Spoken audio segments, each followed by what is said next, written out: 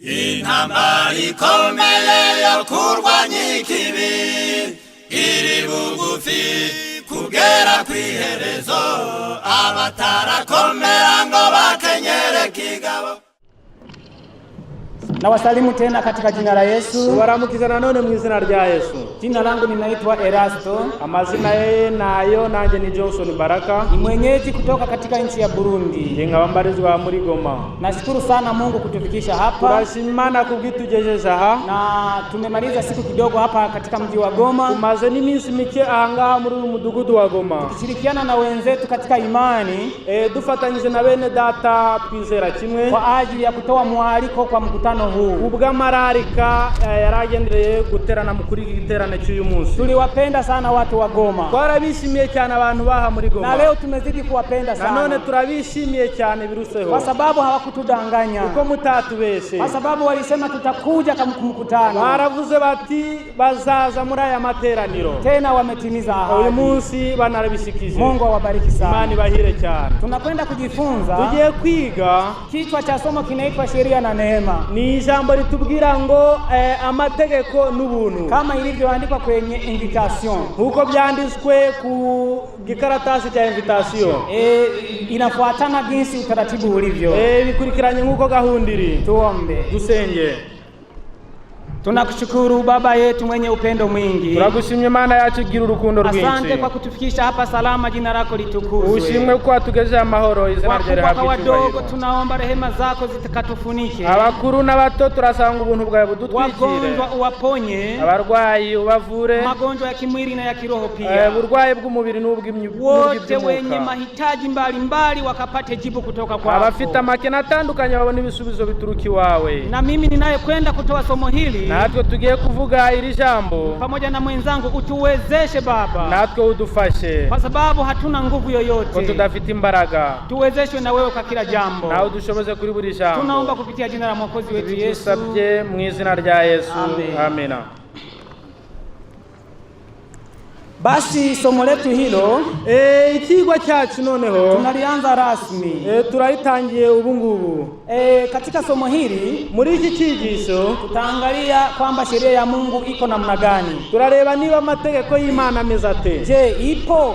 Ese ariho? Je, au iliondolewa? Cyangwa se ayo mategeko yakuweho? Au bado inafanya kazi? Cyangwa se akomeje gukora umurimo? Iwapo inafanya kazi, niba ayo mategeko akora umurimo, inafanya kazi gani? Akora umurimo ki? Ina faida gani kwetu? Ese afite mumaro ki kuri mwene muntu? Ni hasara gani tutakayoipata kwa kutozitii hizo amri? Ese ni kaga ki tuzahura nako nitutitondera ayo mategeko? Je, watu wa siku za mwisho walitabiriwa kwamba hawatajali nazo? Ese abantu bo mu minsi imperuka bahanuwe ko batazita ku mategeko? Kwa machache somo letu litazunguruka hapa. Muri make naho ngaho ikiwa cyacu kiribuze kubirimo. Na tutakuja kuona rehema za Mungu, je, zitaendelea kuwepo kwa ajili ya wavunjaji wa sheria? Ese imbabazi z'Imana zizakomeza kubaho kuri bari abantu bica amategeko y'Imana? Asanteni sana. Imana ishimwe cyane. Katika kitabu cha Mwanzo, igitabo cy'Itangiriro, sura ya 4, igice ni cya 4, wazazi wetu wa kwanza kwenye kitabu cha Mwanzo ndio wanatuonyesha jinsi dhambi iliingia. Abakurambere bacu batubanjije mu gitabo cy'Itangiriro nibo batubwira uburyo icyaha cyinjiye. Hao ni Adamu na Hawa. Uwo ni Adamu na Eva. Walivunja sheria ya Mungu aliyowaambia msiguse kwenye mti ule. Bishe amategeko y'Imana, itegeko yarababwiye ngo ntibakazarye kwa kiriya giti. Lakini baadaye hapo kidogo, ariko nyuma gake matokeo yamekuja kudhihirika wakati mtoto wao wa kwanza alipomuua ndugu yake Habili. Noneho ingorane y'ibibi byakoze yaje kugaragara ubu mwana wa mbere yicwaga. Hayo tunayasoma kwenye kitabu cha Mwanzo sura ya 4. Ibyo tukaba tubisoma mu gitabo cy'Itangiriro igice ni cya 4. Kilichonishangaza pale, icyadutangaje aho ngaho, Kaini alipomuua ndugu yake Habili. Kaini amaze kumwica mwene nyina Abeli. Kipindi hicho hakukuwa na sheria zilizoandikwa. Aho ngaho nta mategeko yariho yanditswe, bali sheria zilikuwa zimeandikwa mioyoni. Ahubwo amategeko yari yanditswe mu mitima yabo. Kwa sababu Musa ndiye wa kwanza aliandikiwa na Mungu kwenye mbao mbili za mawe. Kuko Mose niwe wabayeho bwa mbere wandikiwe n'Imana amategeko 10 ku bisate 2 by'amabuye. Na Musa alikuwa bado hajaishi. Na Mose yari atarakabaho. Kipindi kile icyo gihembwe Kaini alipoulizwa na Mungu baada ya kumuua ndugu yake, Kaini nubwo yabazwaga n'Imana nyuma yo kumwica mwene nyina Abeli, alimuuliza Kaini, ulichokifanya ni kitu gani? Imana iramubaza ese iki wakoze ni igiki?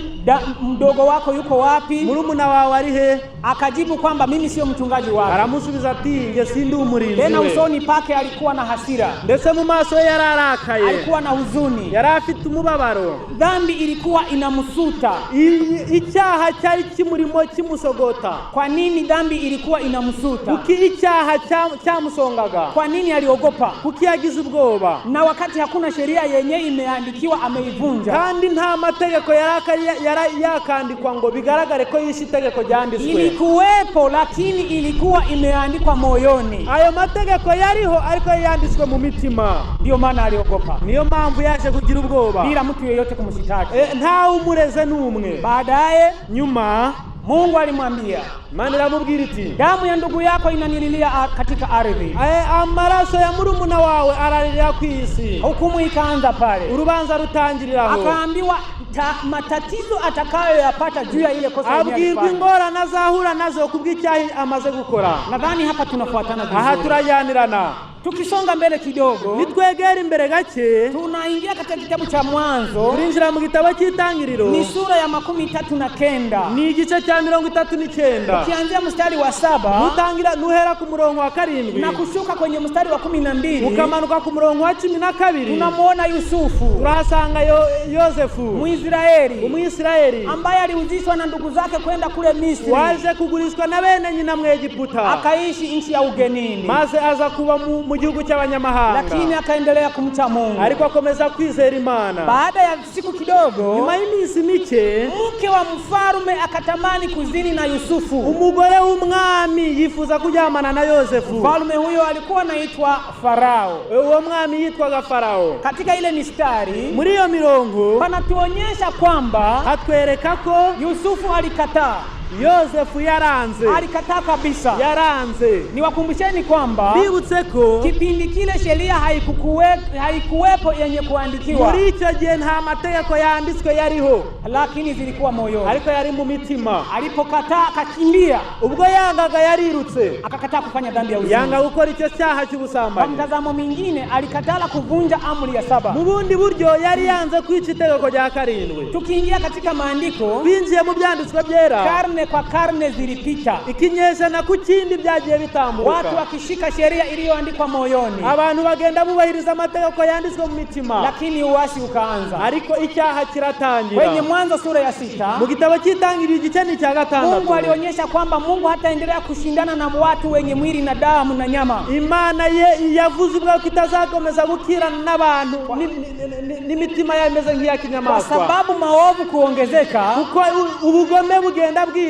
Mungu akaamua kupunguza miaka ya mingi. Imana ihitamo kugabanya imyaka ya mwene muntu, ikaiweka kwenye 120. Ishyira ku myaka 120. Wakati Adamu alimaliza 930. Mu gihe Adamu yaramaze imyaka 930. Mjukuu wake Metusela alimaliza miaka 969. Umwuzukuru we yaramaze imyaka 969. Hayo yanasoma kwenye kitabu cha Mwanzo. Hayo tuyasanga mu gitabo cy'Itangiriro sura ya 5. Igice ni cya 5. Ukipenda unaweza anzia mstari wa 20 na kidogo. Ushaka waheraho kuri 20 ukazamuka umurongo. Hebu tuendelee. Ukomeze. Walipoendelea kuzivunja sheria za Mungu zilizoandikiwa mioyoni, abantu bakomeze kwica amategeko yanditswe mu mitima, Mungu Imana akaamua kuziandika kwenye mbao. Ihitamo kuyandikisha ku bisate by'amabuye. Hata shuleni no mwishuri kuna sistemu ya kuwafundisha wanafunzi. Hari uburyo bwo kwigisha abana. Kuna sistemu ya kuwafundisha wanafunzi wa kugardiene.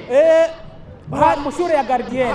Hari uburyo bwo kwigisha abana amashuri ayo mategeko mu mashuri abanza.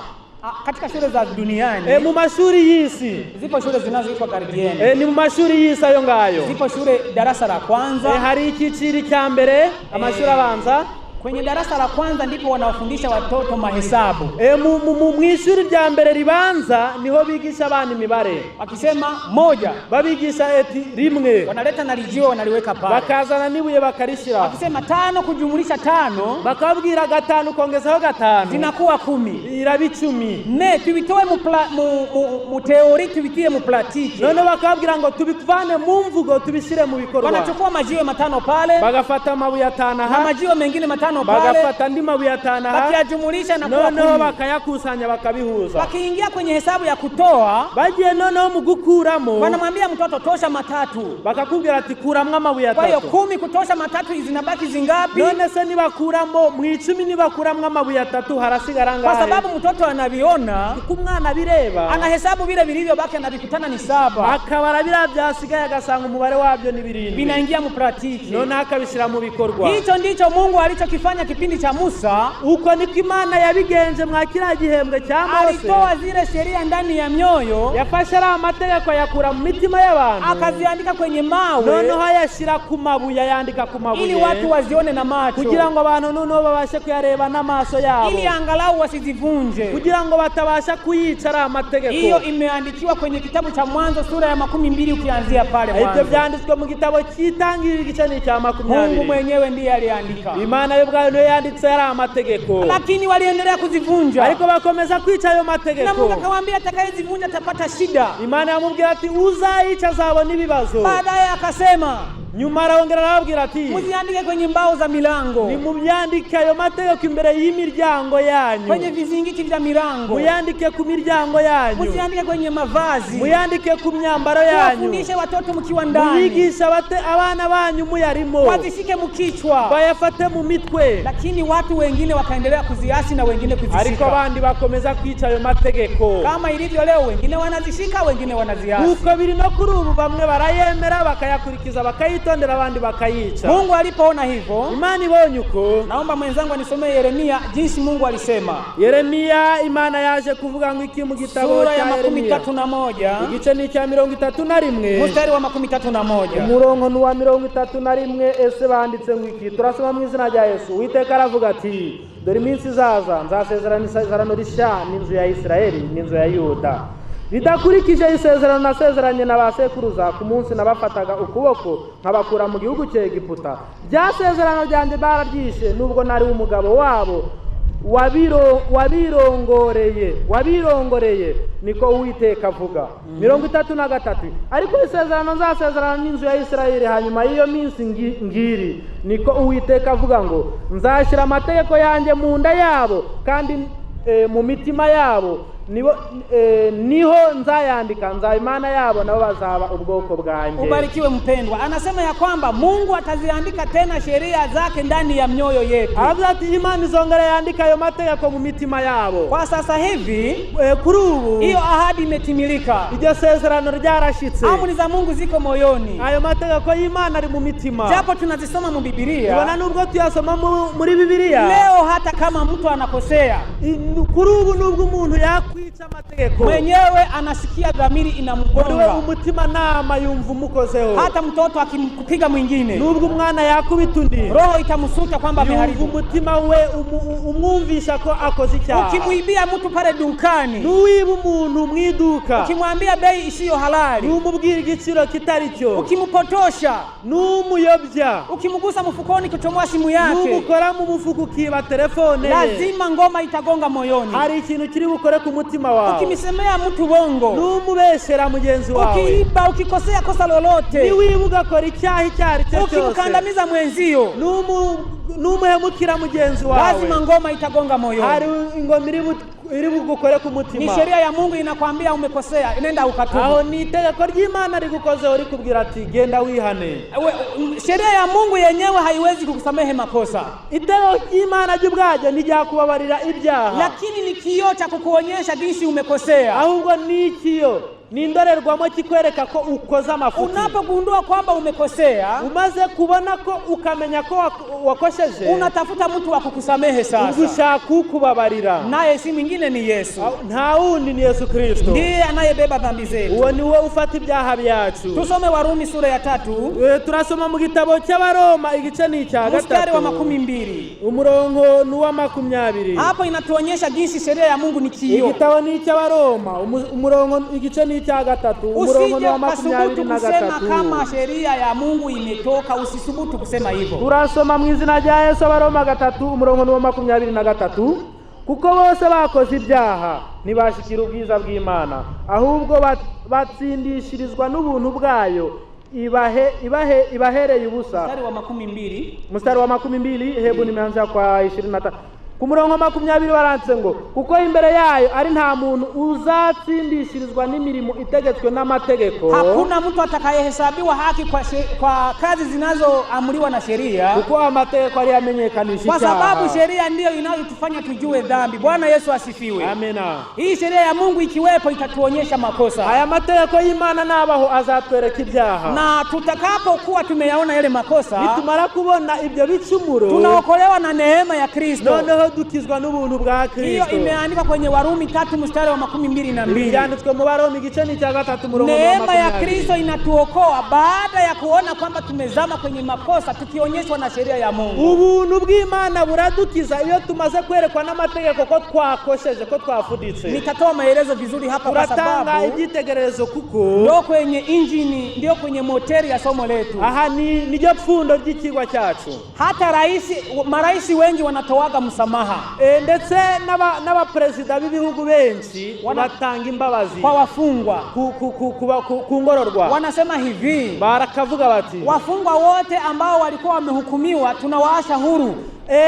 Ingororwa byose cyangwa se abari bafunzwe bose tubahaye umudendezo. Wale ambao walikuwa wamefikisha katikati kifungo tunawaweka huru. Abari bamaze kugira kimwe cya kabiri cy'igifungo cyabo turabarekuye. Makosa walioyafanya hatutayatizama tena. Ibyaha bakoze ntiturabyitegereza nanone. Ndiyo mfungwa nafurahia ile kuwekwa huru, lakini alikuwa amewekwa kwenye jela lile na makosa yake. Aho umugororwa yishimira uko kurekurwa, ariko aba yabanje gushyirwa muri gereza. Zile huruma zinamuijia baada ya kuwa amekiona cha mtemakuni. Izo mbabazi zimuzaho nyuma yuko abona icyo bisobanuye kwica itegeko. Asante sana. Sasa noneho hii neema ya Yesu ndiyo inayookoa sasa. Ubuntu bw'Imana nibwo bukiza. Neema inatolewa bure. Ubu buntu butangirwa ubusa. Ni upotovu gani uliopo katika mafundisho ya neema? None se harimo kuzimira kageneki muri ubu buntu bw'Imana. Dini nyingi za uongo, amadini menshi y'ibinyoma yanafundisha kwamba hatuko chini ya sheria, tuko chini ya neema. Benshi bigisha ko tutari munsi y'amategeko ahubwo turi munsi y'ubuntu bw'Imana. Sheria imeshapita. Ngo amategeko yavuyeho. Amri za Mungu hazipo. Ngo amategeko y'Imana ntabwo ariho. Tuko huru ndani ya Yesu. Ahubwo dufite umudendezo muri Kristo. Dhambi zote Yesu alishabeba. Ati ibyaha byose Yesu yarabyikoreye. Tulishasamehewa. Twarababariwe. Hiyo ni injili ya uongo. Ibyo ni ibyigisho by'ibinyoma. Maandiko yanatuambia ya kwamba ibyanditswe byera bitubwira ko hatuwezi kuibatilisha sheria, kuihafifisha na kuikanyaga eti tuseme kwamba tuko chini ya neema. Ibyanditswe byera bitubwira ko tutagomba kwica amategeko twitwaza ko turi munsi dutwarwa n'ubuntu. Warumi 3 mstari wa 21. Abaroma 3:21. Hapo ndo panaeleza maneno haya. Aha niho bavuga ayo magambo. Hebu jaribu kusoma. Reka tuyasome na Abaroma 3:21 baranditse ngo ariko noneho hariho gukiranuka kw'Imana kwahishuwe kudaheshwa n'amategeko, nubwo amategeko n'ibyahanuwe ari byo biguhamya. Niko 22 niko gukiranuka kw'Imana abizeye bose baheshwa no kwizera Yesu Kristo ari nta tandukaniro. Maandiko matakatifu yanatuonyesha ya kwamba ibyanditswe byera bitubwira ko kwa Kiswahili kwamba tusibatilishe sheria ya neema. Mu Kiswahili batubwira ko tusibatilishe sheria eti kwa sababu ya neema. Mu Kiswahili batubwira ko ngo niduhindura amategeko ngo tuyakandagize kuvuga ko turi munsi y'ubuntu bw'Imana. Imani tulionayo isitufanye kuivunja sheria ya Mungu. Kwizera dufite ni kudutere kwica amategeko y'Imana. Barikiwe sana. Hiyo neema tuliyofanyiwa, ubwo buntu twahawe, inatufundisha kuacha kila kitu kibaya. Itwigisha kureka ikintu cyari cyo cyose kibi. Kitabu cha Tito, igitabo ni cya Tito. Tusaidie kitabu cha Tito.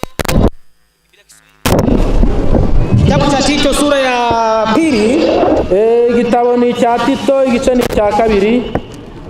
Soma mstari wa 11. Igice ni cya 2. Neema ya Mungu inatufundisha tufanye nini? Timotheo igice ni cya 2 murongo ni wa 11.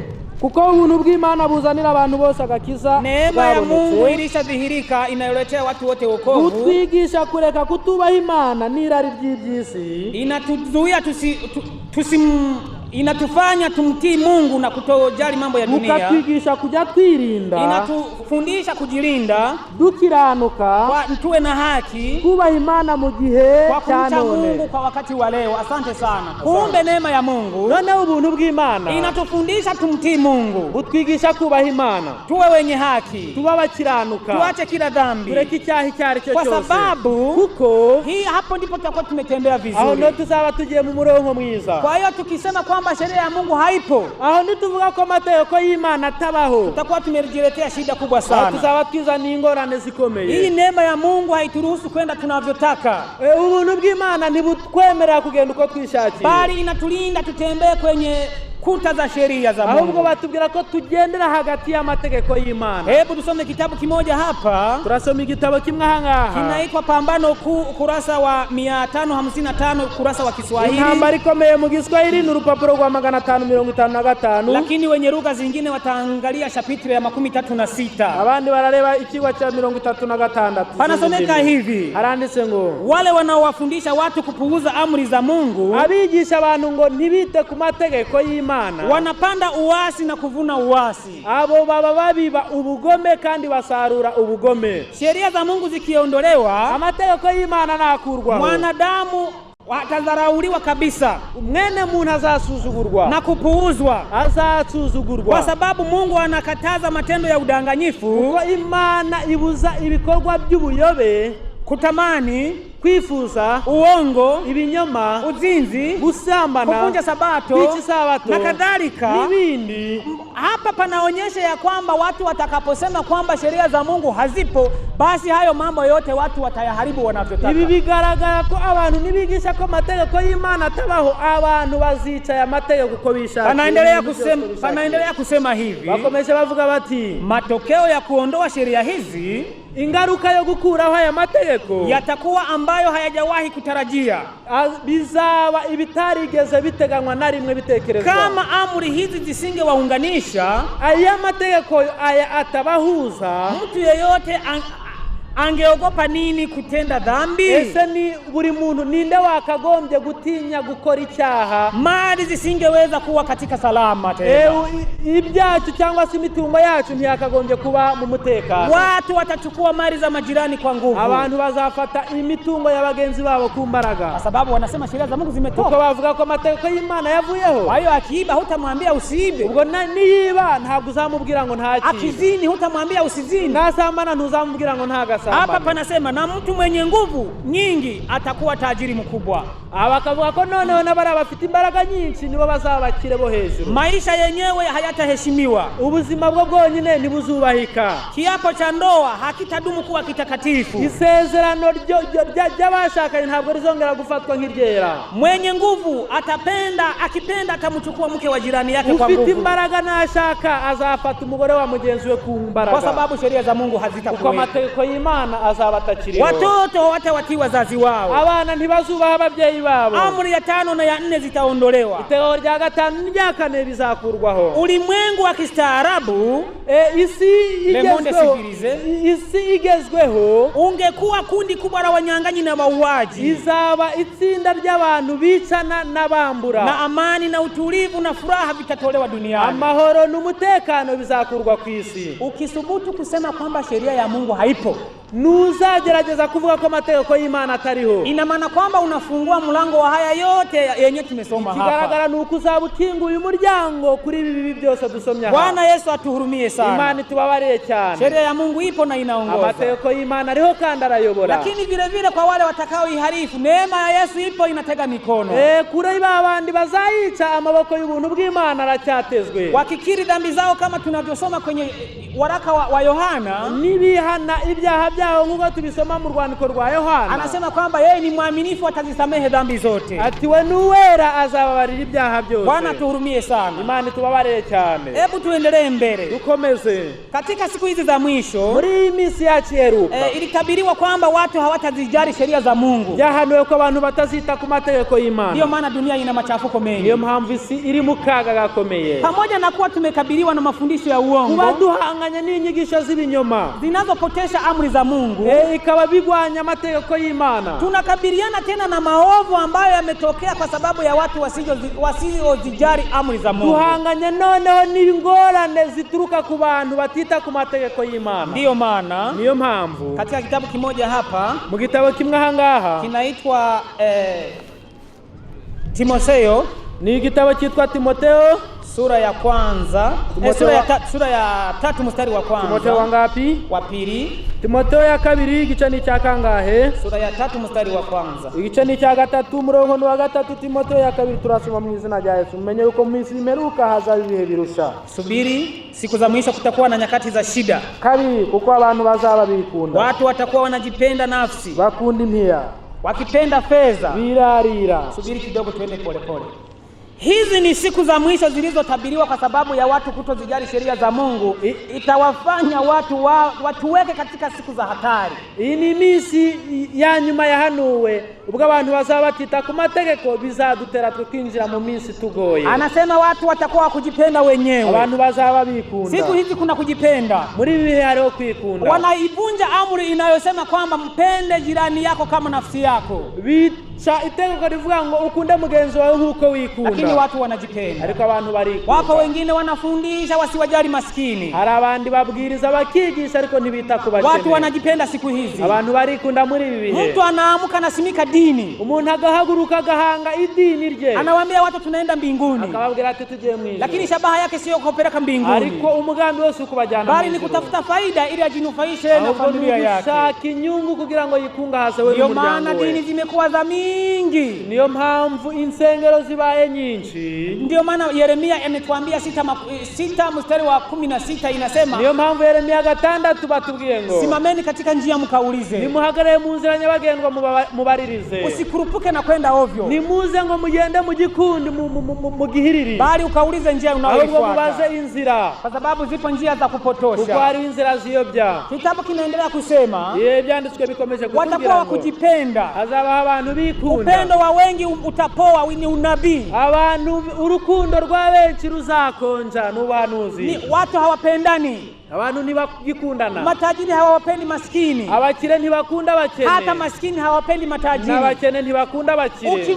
Maskini akimwona tajiri anasaga meno. Umukene nawe n'umukire ahekenya meno. Ni dalili za siku za mwisho. Ibyo ni ibimenyetso by'uko turi mu minsi y'imperuka. Sheria ya Mungu imekanyagwa. Amategeko y'Imana yarakandagiwe. Wewe unayesikia sauti hii, wewe umva irijwi. Sauti ya neema ya Yesu inakusubiri ili ukatubu dhambi hizo. Imbabazi y'Imana riraguhamagara ngo wihane ibyaha. Utoke kwenye mstari wa watu watakao hukumiwa. Uve mu murongo wabariya bazahanwa. Watu watakuwa kujipenda wenyewe. Abantu bazaba bikunda ubwabo. Kupenda fedha. Bakunda impia. Kipengele hiki cha kupenda fedha, iyi ngingo yo gukunda amafaranga. Watu wako tayari kufanya iwezekanavyo ili wapate hela. Abantu biteguye gukora ibishoboka byose ariko babona amafaranga. Watu wanapata utajiri kwa kuuza biashara feki. Abantu babona ubukire kubwo kugura ibintu bidakwiye. Wakibisema ni original. Bakabyita ko ari ibintu by'ingenzi bikwiye bya original. Wanadanganya. Bakabesha. Wanaiba. Bakiba. Mizani ya uongo. Bakazana imizani ibesha. Shabaha ni kupenda pesa. Umugambi ni ugukunda amafaranga. Mtu mmoja, umuntu umwe alichukua kilo 19 za mchele. Yafashe ibiro 90 by'umuceri. Akaweka majiwe kilo 10. Ashiramwa amabuye ibiro 10. Watu wakamuuliza. Abantu baramubaza. Hivi wewe mfanya biashara? Ibi ukoze by'ubucuruzi. Unachukua kilo 19. Ufata ibiro 90. Unaweka kilo 10 za mchanga. Ugashiramo ibiro 10 by'imicanga. Kwa sababu kuna mchanga mweupe unaofanana na mchele. Hariho imicanga imera nk'umuceri y'umwe. Unatafuta nini? Ushaka iki? Akasema siku hizi biashara zimeshuka bei. Muri ibi bihe ibicuruzwa byaraguye, na mimi huu mchele niliupata kwa bei kubwa, mu gihe njyewe uyu mchele nawuguze ku mafaranga menshi. Sasa nataka nipate ile faida yangu ibakie pale pale, shaka ko mbona inyungu yanjye gumaho. Wapendwa, hii njia aliyoipitia ni ya Ukristo ni ya upagani? Bavandimwe, inzira yanyuzemo ni ya Gikristo cyangwa ni ubupagani? Watu watakuwa wenye kupenda pesa, abantu bazaba bakunda amafaranga, wengine wanawauza watoto wao, abandi bazaba bagurisha abana babo, wengine wanauzisha wake zao, abandi bagurisha abagore babo. Radio zinatangaza watoto wamepotea, radio zikatangaza ko abana babuze, watu wazima wamepotea, abantu bakuze babuze, wengine wanawakamata na watoto wanaenda kuwauzisha, abandi bakabafata n'abana bagiye kubagurisha. Hizo zote ni njia za kutafuta pesa kwa njia mbaya. Hizo zose ni inzira zo gushaka imbiya mu nzira zitemewe. Mu gihugu kimwe nagenze, sio hizi nchi zetu hapa bali muri ibi bihugu byacu bya hafi, nikakuta wanasema ukifundisha watu wasiuzishe pombe na sigara, hiyo injili hakuna mwenye ataitikia. Ni wigisha ngo abantu bareke itabi n'inzoga, ubwo butumwa ntawazabwumva, kwa sababu biashara ya kwanza yenye kusukuma pesa ni pombe na sigara, kuko ibicuruzwa bibatera kubona amafaranga menshi ni itabi n'inzoga. Nilikuta eneo hilo, nasanze abantu, nikauliza, ndabaza nti je, hata warokole wanauzisha sigara? Ese n'abarokole bagurisha itabi? Akasema warokole wasiouzisha ni wachache. Ngo barokole batagurisha nibo, wadive wasiouzisha ni wachache, ngo abadventiste batagurisha itabi nibo bake, waroma wasiouzisha ni wachache, abaturika batagurisha itabi ni bake. Akasema kwa sababu sigara na pombe ndivyo vinaleta pesa mengi, ngo itabi n'inzoga nibyo bizana impiya nyinshi, wengine wanauzisha kwa uficho, abandi bakabigurisha bihishe. Je, lile jicho la Mungu utajificha uliache? Yesu lihisha wise n'ijisho ry'Imana. Mungu atuhurumie sana, Imana tubabarire cyane. Sauti hii ya leo ijwi ry'uyu munsi ni ya kusema tuachane na hizo tabia, ni tubwira ngo tureke ibyo byaha. Yawezekana na wewe ni mpenda pesa sana, nawe bigaragara gukunda impiya cyane, na unapitia katika njia zilizokatazwa na Mungu, kanyura mu nzira zabujijwe, unawadanganya watu, ukabesha abantu, unawaibia, ili urudike mali, unawatumia watenda kazi ili watenda kazi bila kuwalipa ili mali zako zizidi kurundikana. Ugakoresha abakozi ntubishure kugira ngo umutungo wawe wiyongere. Yakobo anasema kutu zitakula mali zako. Yakobo aravuze ati ingese zizarya umutungo wawe. Unabii utatimilika kwako. Uhanuzi buzakuzurira. Lakini leo sauti hii inasikika ili ukatubu, ile neema ya Yesu ikuokoe. Ariko iri jambo rirumvikana uyu munsi matwi yawe kugira ngo uwihane ubuntu bw'Imana bugukize. Kitabu kinasema wenye kutukana, batukana. Matusi, watu wanatukana matusi ya mubaya sana. Abantu bazabatukana ibitutsi bibi cyane. Mpaka wazazi wanawatukana watoto wao, we umba mjinga. Kugeza ubwo ababyeyi batuka abana babo ngo mwambwa mwe mwanjije mwe. Mtoto mwenye akili alimjibu baba yake. Umwana w'umunyabwenge yasubije sati, alimwambia baba, unanitukana mimi umbwa? Ati data unyise njyewe kuba ndimbwa. Mimi sina shida, nje nta kibazo, sababu mimi ni mtoto wako, kuko nje ndi umwana wawe. Hapo wenye akili mmeshasikia. Abo bwenga wamwumvi. Maana yake ni kwamba ni umbwa alimzala nini? Umbwa. Ubwo ni impigi ya byari. Enyi wazazi mnaowatukana watoto na bila kuzitubu dhambi zenu. Ababyeyi mutuka abana banyu ntimwihane ibyo byaha. Mnawatuka hata waume zenu. Mukabatuka n'abatwa abagabo banyu. Kwa sababu kuna mzazi anamtukana mtoto wake, we mpumbavu kabisa, kabila mbaya. Hari n'ababyeyi batuka abana babo ngo wanjiziwe ubwoko bubi. Sasa unamwambia mtoto wako kabila mbaya, umeungana na mume wako, ina maana umeshamtukana na mume wako tayari. Ubwo iyo mututse kwa ubwoko bubi kandi waramaze gufatana n'umugabo wawe, bigaragara ko ututse n'umugabo wako ari ubwoko. Na wewe pia unajitukana pia. Na ubwawe uritutse. Sababu wewe ni mwili mmoja na mume wako. N'umugabo wa n'umubiri. Mungu atuhurumie sana. Imani tubabarire. Hizo dhambi huwezi kwenda nazo mbinguni. Ibyo byaha ni wabijana. Japo unaimba kwenye dini yako. Na nubwo uririmba mu rusengero rwawe. Japo unaomba sana. Ibona nubwo usenga cyane. Umezivunja amri za Mungu. Wisha amategeko y'Imana. Umetukana, waratukanye. Tubu dhambi zako. Ihani ibyo byaha. Neema ya Yesu ikusafishe. Ubuntu bw'Imana bukweze. Yesu akingaliki kwenye kiti cha rehema. Imana iracyari ku ntebe y'imbabazi. Kitabu kinasema hivi. Igitabo kiravuze gito. Watu watakuwa wasio watii wazazi wao. Bazaba tubaha ababyeyi babo. Hivi leo wazazi wengi wanalia. Ababyeyi benshi kuri ubu bararira. Watoto hawajali. Ababyeyi ntibabita, abana ntibayitaye ku babyeyi babo. Wamekuwa ni mairoho. Babaye inzererezi. Wamekuwa ni laana kwa wazazi. Babaye imivumo ku babyeyi. Wameibuka na tabia ambazo wazazi hawakuwahi kuwa nazo. Bahagurukanye ingeso ingeso batigishijwe n'ababyeyi babo. Hawezi kufanya kazi kwa mama. Ntabwo ashobora kugira icyo akorera umubyeyi. Hizi ni siku za vacances najua. Ni ibihembwe, turi mu bihembwe by'amafungo niko tubimenyereye ino. Ingepaswa wazazi warudi shuleni wametoa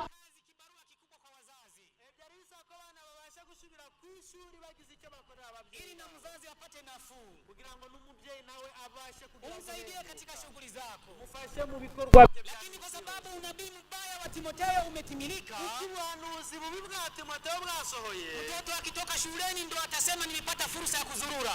Ubigavuye ku ishuri bakaba bagiye mu mafungo, abonye umwanya wo kuzerera, ndio muda wa kwenda kutembelea ndugu zake, ndio umwanya wo kujya kusura bagenzi be mu buryo budakwiye, masheri zake abasheri be ba fiancé. Mtu anakuwa na bisanduku pembeni, umuntu akaba afite ngo ibisanduku iruhande, mtu anasoma shule na huko ana sheri, ibitu biwili kwa mkupuwa habiwezekani. Kiga afite ubwariga akagira na za sheri, hajaruhusiwa kuingia katika hatua hiyo, ntabwo yari yemerewe kwinjira mu icyo gihe. Muda si mrefu wazazi watakubeba mzigo utakaotoka pale, mu gihe gikeya ababyeyi bazabasha kwikorera umutwaro, wengine itazala kesi, abandi bazabyara imanza, wengine bataenda kulipia mu gereza, abandi bazajya kwishura muri za gereza. Wazazi wa siku za mwisho wengi ambao watoto wao hawajaokoka wana majonzi. Ababyeyi benshi muri kikenyesha na muri ibi aho abana babo batarakira ubuntu. Lakini katika kiwanja hiki siku ya leo, ariko muri iki kibanza uyu munsi imekuwa ni siku kuu kwako, ni umunsi mukuru kuri wowe, ni siku ya kuachana na hizo kuvunja sheria ya Mungu, ni umunsi wawe kugira ngo urekurane nuko kwica amategeko, utubu, neema ya Yesu ikusafishe, wihane, ubuntu bw'Imana bukweze. Imetabiriwa kwamba watoto hawatawapenda wazazi, wengine wanawaua kabisa.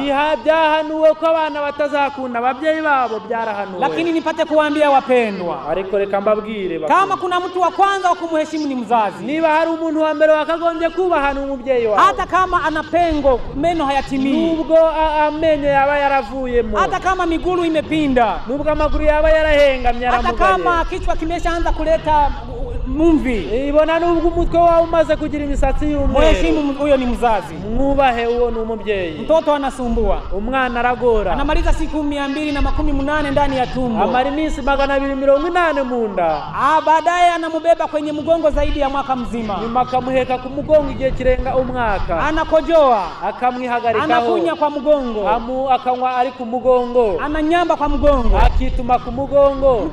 Mzazi analala macho kwa sababu ya wewe, umubyeyi akarara rikanuye kubera wowe. Mimi nilikuja kufahamu jambo hilo nilipoona jinsi mtoto wangu alivyonisumbua. Je, naje kumenya ibyo bintu bwo mwana wanje yazaga kuntesa. Nilimwambia mama, naramubwiye kwamba mama, naramubwiye ati mama, sina cha kukulipa, ntacyo mfite cyo kukuhemba, kidogo nitakachoweza ushukuru kwa hicho. Icyo nzashobora uzagishimira. Niliona kwamba mtoto anasumbua, nze kubona ko umwana agora. Huu ni ushauri kwako ewe kijana, iyi ni inama kuri wowe musore. Usije ukatamani kumtendea mema mzazi wakati atakuwa ameshakufa. Nukifuze kumukorera ibyiza umubyeyi wawe ubwo azaba atakiriho. Mutendee mema akingali hai, mukorera ibyiza ushoboye akiriho, umuridhishe, umunezeze, uachane na watenda maovu, urekurane, utandukane n'ababi, uokoke, wihane. Utawezeshwa na Yesu, bila Yesu hutaweza, nakwambia. Uzashobozwa n'Imana, Yesu adahari ntabwo uzabibasha. Kitabu kinasema, gitabo kikomeze kigira kiti, mstari wa 4, watakuwepo wasaliti,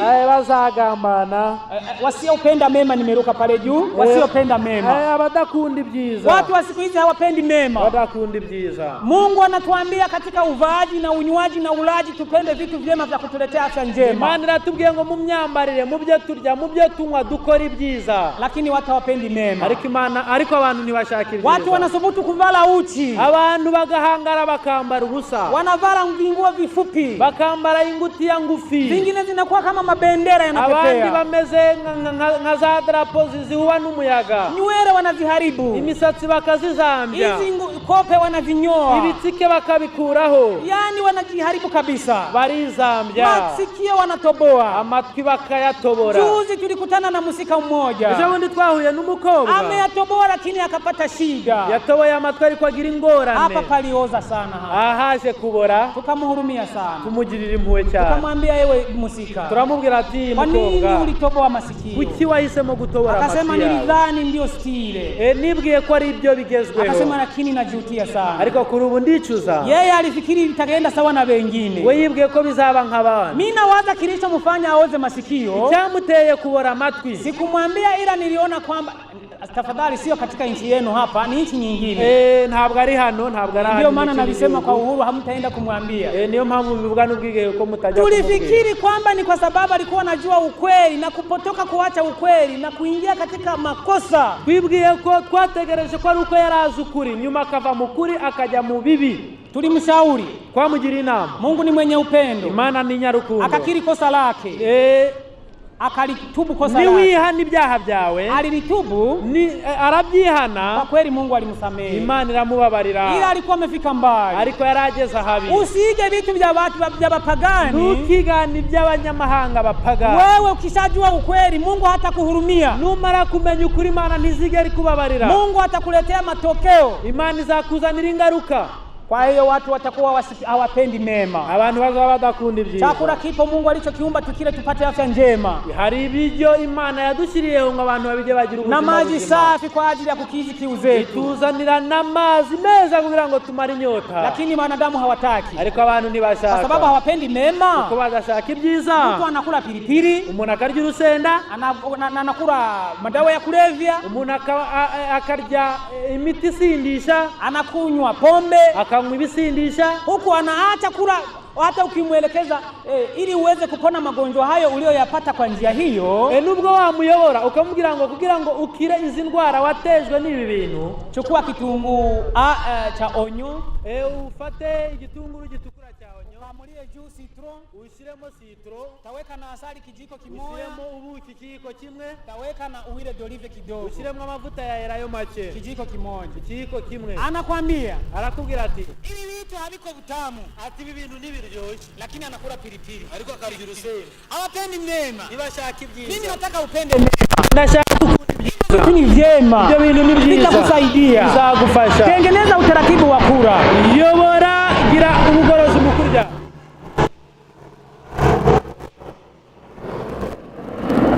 Bwana Yesu asifiwe. Maana ya chakula. Usifate mkumbo wa wengi.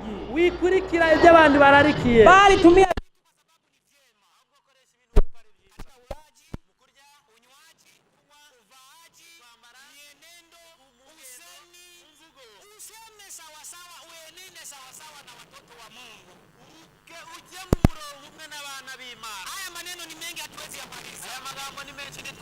Lakini kitabu kinasema kwenye dalili ya mwisho katika sura hii, mubizaduka mubiheruka, anasema kwamba watakuwa na mfano wa utaua, bazaba bagaragara nk'abera, lakini wakikana nguvu zake, ariko bahakana imbaraga. Huu ndio mfano uliopo leo. Iki nicyo kigaragara kuri ubu. Kwa ujumla watu wote ni Wakristo. Mubigaragarira amaso y'abantu, abantu bose ni Abakristo. Lakini kwa tabia watu wengi ni wapagani. Ariko mu mico yabo ni abapagani. Watu wanapotoa sadaka kwenye dini zao, abantu iyo batanga amaturo, wanawapigia makofi. Mu masiku Baka wanasema hili kundi limekuwa la kwanza. Kugeza ubwo bavuga ngo ritsinda ribaye irya mbere. Huyu mtu amewapita wote. Huyu muntu yabaye wa mbere. Na pale anasisimuka. Aho hantu akagira imbaraga. Na pale anahisi na dhambi zake zimefutwa. Ahubwo akibaza ko ibyaha bye bifuswe. Lakini bila kutubu makosa yako na kupokea neema ya Yesu, hata kama watu wanakusifia, huwezi kwenda mbinguni hata.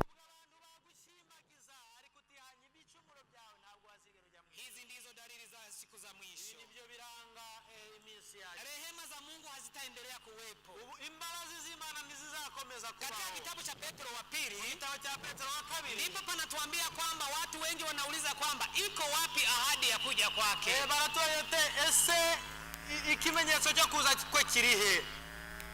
Mbona mambo yote yanaendelea jinsi yalivyokuwa tangu zamani? Kwa ibintu bikomeje kugenda nkuko byari mbere. Inawezekana na wewe unajiuliza hivyo. Nawe ushobora kuba wibaza uko. Maendeleo yako, iterambere ririho. Kila kitu kiko salama. Ikintu na mahoro. Watu wanaruka na ndege. Abantu bakagendera ku ndege. Watu wanafanya biashara. Abantu bakora ibicuruzwa. Harusi zinafanyika. Amakora acuzwa. Ulaji unaendelea. Byo kurya bikakomeza gutera imbere. Watu wanawaza vyote vitaendelea kuwa hivi. Abantu bagakomeza kwibwira ko bizakomeza bene. Ito siku ya mwisho wa mambo. Harije ibi byose bizagira iherezo. Na ndipo Yesu atasema neno hili. Na niho Yesu azavugirisha. Ni Ufunuo sura ya 22. Yaishuwe 22. Mstari ni wa 11. Murongo wa 11. Unasema ya kwamba mwenye kuzurumu azidi kuzurumu. Uambiwe na kumeanduye. Mwenye kutakasika azidi kutakasika.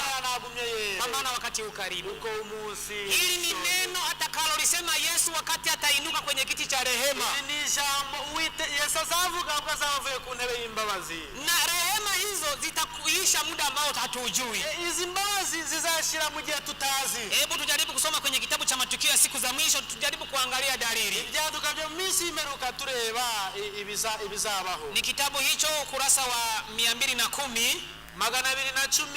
Igiswahili. Anasema hivi, mlango wa rehema utafungwa pasipo kutazamiwa. Umuryango w'imbabazi uzakingwa mu buryo butunguranye. Wakati mlango wa rehema utakapofungwa, umuryango w'imbabazi uzabukinzwe, utafungwa ghafla, uzakingwa mu buryo butunguranye bila kutazamiwa, mu buryo butari bwitezwe, kwa wakati ambao hatutazamii kabisa. Tutari twiteze. Biblia inatuambia kwamba siku hiyo itakuja kama mtego. Baratubwiye ngo uwo munsi uzaza nk'umutego. Mathayo sura 24, Mathayo 24 atakapokuwa wanasema ni amani, ni amani, bazavuga ngo ni amahoro, ni amahoro, ipo maangamizo yatakuja ghafla. aho niho igihe kizaba gisohoye. Ni siku tusiyoijua, umunsi tutazi. ndio maana Yesu alisema, impamvu Yesu yavuze ati kesheni, mube maso, mutiweke tayari, muhore mwiteguye, kwa maana hamjui siku wala saa. ko mutazi umunsi cyangwa isaha. Kitabu kinaendelea kusema, kitabu gikomeza kigira giti, tuendelee. dukomeze. Lakini leo tunaweza kuwa na kumbukumbu safi mbinguni. Noneho kuri ubu tugomba kugira bimwe twibuka ku by'ijuru, na kufahamu kwamba Mungu anatukubali. kanamenya ko Imana itwemeye. Kazi ya hukumu ya upelelezi inafungwa. Urubanza rurimo. Kabla ya siku ya gharika, mbere yuko umunsi ubaho, Nuhu aliambiwa aingie ndani ya safina. yabwiwe kwinjira mu nguge. Mungu alimfungia ndani. Imana imukingirana mu nguge. Kwa muda wa siku 7, iminsi 7, wote hawakujua kwamba maangamizo yao yanakaribia. Abantu bigeze bamenya ko kurimbuka kwao. Hebu ameandikwa hapa. Biranditswa ha. Nuhu alipoingia ndani ya safina, nabwo yinjiraga mu nguge, watu walianza kusema, abantu batangiye kuvuga bati, mbona anaingia? Ko yinjiye. Alihubiri miaka yote 112. Abwiriza imyaka 120. Tunamuona kama mzee amechoka. Tumuonye nk'umusaza urushe. Sasa mbona ameingia pale, ni kitu gani kinakwenda kufanya? Hariya ni igice kigiye gukorwa. Watu wa zile siku ninaposoma na huzunika sana. Abantu bo muri icyo kinyejana iyo nsomye numva ngira agahinda cyane. Wengine wanasema watu wa siku zile walikuwa hawana akili. Abandi baravuga bati abantu bo muri icyo gihe barinjije. Abwenge bagira. Historia imejirudia. Ayo mateka yisubiyemo. Ngoja niwaambie kitu. Reka mbabwire ikintu kimwe. Nuhu alipokwisha kuingia, na wanyuma yo kwinjira mu nguge, siku ya kwanza ilisha, mvua haikuja. Umunsi wa mbere watambutse imvura ntiyaguye. Siku ya pili hivyo hivyo. Umunsi wa kabiri nuko. Siku ya tatu, wa gatatu, mpaka siku ya 7. Kugeza ubwo umunsi wa karindwi washitse, watu wakaanza kusema, abantu batangira kuvuga ngo, sasa Nuhu, none mbona umejifungia hapo? Wikingira nyuma. Hakuna mvua. Ikaba nta mvura. Mpaka kipindi kile mvua ilikuwa haijanyeshaka. Kugeza ubwo ntabwo imvura yari yakagwa. Tangu dunia iumbwe. Kugeza ubwo isi iremwa. Watu walileta wasomi, abantu bazanye abize, wajuzi wa mambo ya hali ya hewa, bazanye abantu bize bo mu rwego rwo hejuru, wajuzi wa mambo ya mabadiliko ya hali ya hewa, abantu bize uburyo ikirere kigenda gihinduka. Waliwauliza, barabaza bati, hivi Nuhu mbona nafundisha mvua? None ni wako ubwiriza ko imvura izagwa. Hivi mvua ni kitu gani? Imvura ni ikintu ki? Wale wataalamu noneho abanyabwenge waliliandika lile neno, banditse iryo jambo mvua, imvura. Kameme. Katika mambo tuliyoyasoma, noneho mu byo twize, vraiment tunaona hilo neno mvua halitakuwaka. Vraiment turabona iryo jambo imvura ntabwo izigera ibaho. Watu wakasema kabisa, wasomi mbarikiwe sana. Abantu baravuga ngo mwabanyabwenge mwe waliwatumainia wasomi wa dunia, biringiye abantu bisi abanyabwenge kama ilivyo leo. Kuko biri kuri ubu watu wanaambiwa injili wanawatumainia wasomi wa dunia. Abantu bakabwirwa ubutumwa bakizera abanyabwenge. Ayubu 28 mstari wa 28 inasema mwanzo wa hekima ni kumcha Mungu. Ayubu 28 baratubwiye ngo chanzo cha hekima ni kumcha Mungu. Intango yo kumenya no kwizera Imana. Leo tunawaambia hivi, uyu munsi turababwira tuti, Nuhu aliingia siku ya 7, watu wakaanza kumtukana, mbona hakuna mvua? Noa yarinze ku munsi wa karindwi abantu batangira kumutuka ko nta mvura.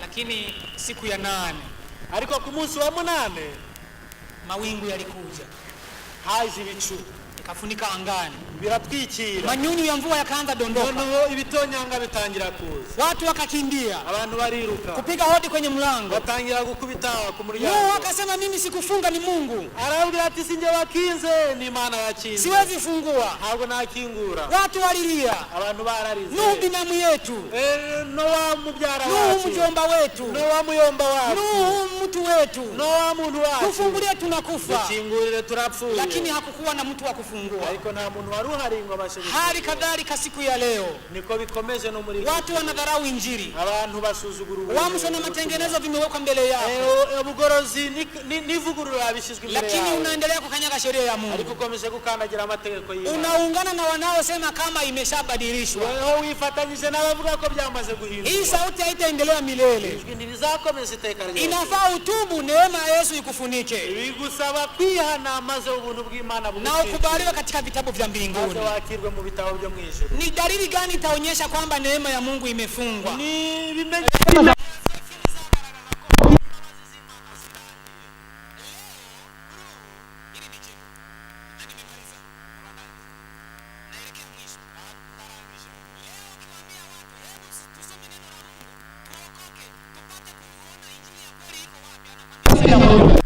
iyo ubwiye umuntu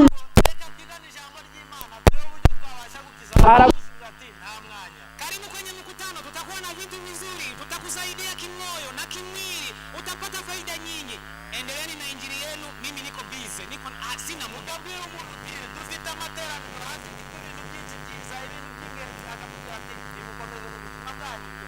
Yule anayekuja naye anakuja wakati mwingine akupinga, nunduje nyingine anadharau, ndakaza asuzugura, wakati mwingine mbona banafundishia sehemu isiyokuwa na mapambo mazuri, none abana batiko babwiriza ahantu hadatatswe, mbona hawakujitaza kama ni maprofesa, ko batigaragaje nk'abaprofeseri, mbona hawakujitaza kama ni wazungu wa kutoka nchi za nje, ko batigaragaje nk'abazungu bavuye mu bihugu byo hanze.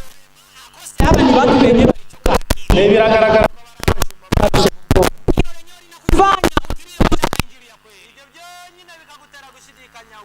Maandiko yanatuambia kwenye kitabu cha Amose sura ya 8 mstari wa 11, byanditswe byabitubwira mu gitabo cya Mose, dalili ya kufungwa kwa mlango wa rehema, hivyo vitu vyote vilivyokushikilia na kukufanya ukose muda wa kusikia injili, shetani ataviondoa, akupe uhuru, uanze sikia kiu ya kukimbia kutafuta lile neno, na muda umeshapita. ibimenyetso nano bizara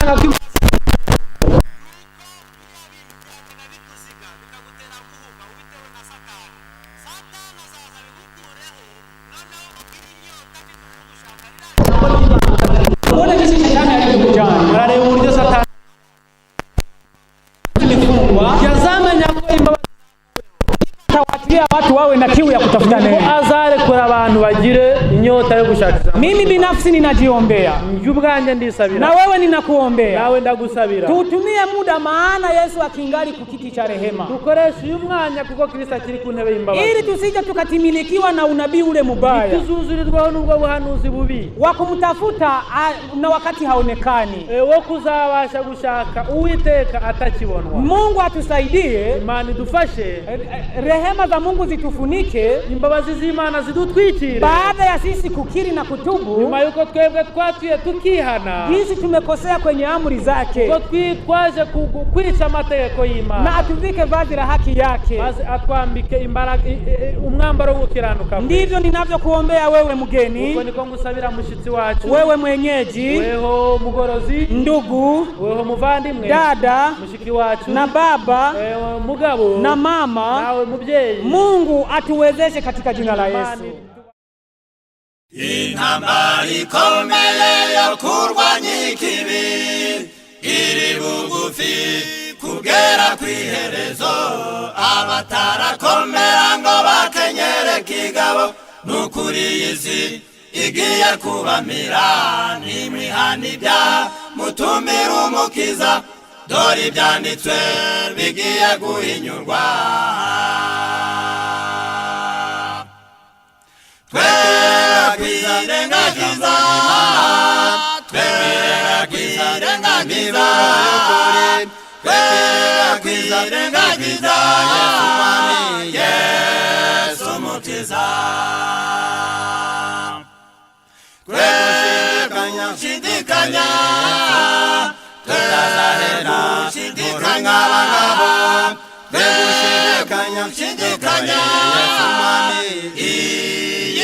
nzira